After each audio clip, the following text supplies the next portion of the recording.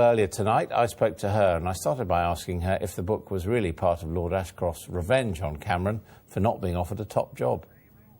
Of course not, and I wouldn't have got involved in a project like that. I mean, I have my own reputation to consider. Lord Ashcroft was always very clear right from the outset of this project that the book should be objective and even-handed. And I'm really confident that when the book comes out and people see it in its entirety, people read it, I don't think any fair-minded person will be able to say it is anything other than objective. But he does more or less say that his motivation for writing it was that he felt he'd been cheated out of a job after giving a lot of money to the Tory party. Well, he's very upfront about the background to why his relationship with David Cameron is not as warm as it might be. And the reason for that is because it's long been known at Westminster that their relationship is a little strained, and he felt that he had to confront that head on right at the start of the book in the preface, and we pretty much kind of get that out of the way. Lord Ashcroft doesn't then feature in the narrative of the book whatsoever.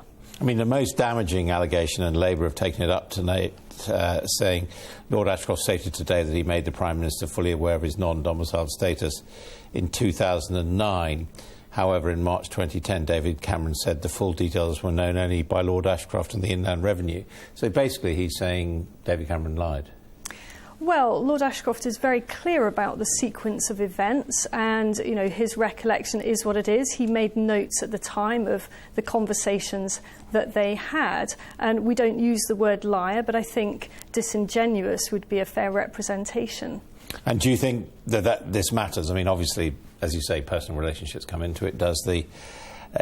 Should we be concerned? Is it a matter for Labour to take up, whether or not David Cameron knew about Lord Ashcroft's status? Well, I mean, I think it's a serious political story. Now, the story hasn't been around for a while, but if you remember back to the run-up to the 2010 election, there was a huge furore over the state of Lord Ashcroft's tax affairs. Now, he's always quite understandably contended that that's a private matter, but the fact is that that was something that was very much in the media at the time.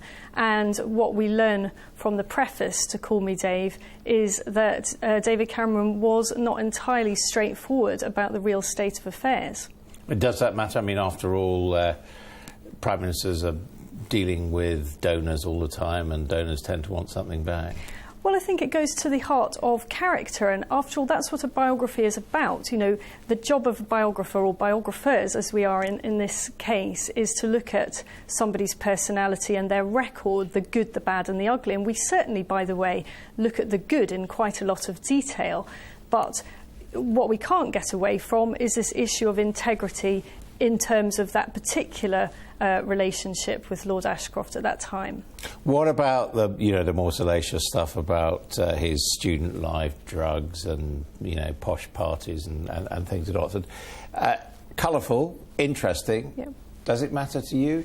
Well, look, I firmly believe that political books shouldn't be too po-faced and terribly dull. Otherwise, they're only read by a very limited number of people.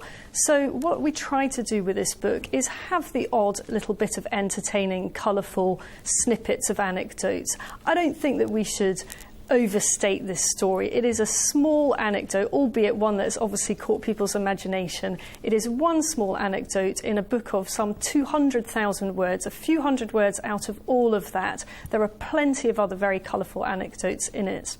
OK, I mean, you spent, what, 2 years of your life writing this book? A year and a half. Year and a half, OK. I'm fairly overdosed on Cameron, I think we could say. And you say that you wanted to look at his character. What are your conclusions about his character? Well, I think it would be unfair for me to talk about at this stage, because we're at the beginning of the serialisation with the Daily Mail. There's going to be a lot more that comes out over this week. But let's just say that, once again, we'd like to repeat that the book is very even-handed, and I think David Cameron, when all this is blown over, might be pleasantly surprised. I mean, there was a sort of slight sense that it was a bit of a disappointment to Lord Ashcroft that David Cameron went and won the election.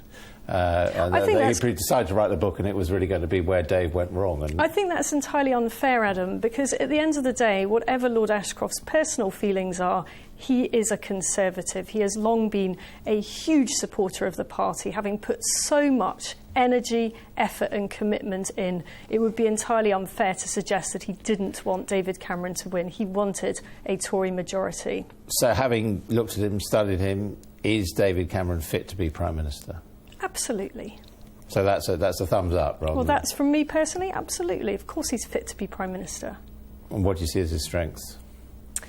He has a whole load of strengths, and it would take a long time to go into them. And we do go into a lot of detail about what we see as his strengths in the book, and you'll have to wait for the rest of the serialisation. How do you feel about Downing Street say they're not going to dignify this book with comment? Well, Adam, I'm an old hand, and if I had to predict how Downing Street was going to react to this book, that is exactly what I would expect them to say. And if I were them, that's how I'd react too. Isabel Oakeshott, thank you very much. Right, thank you.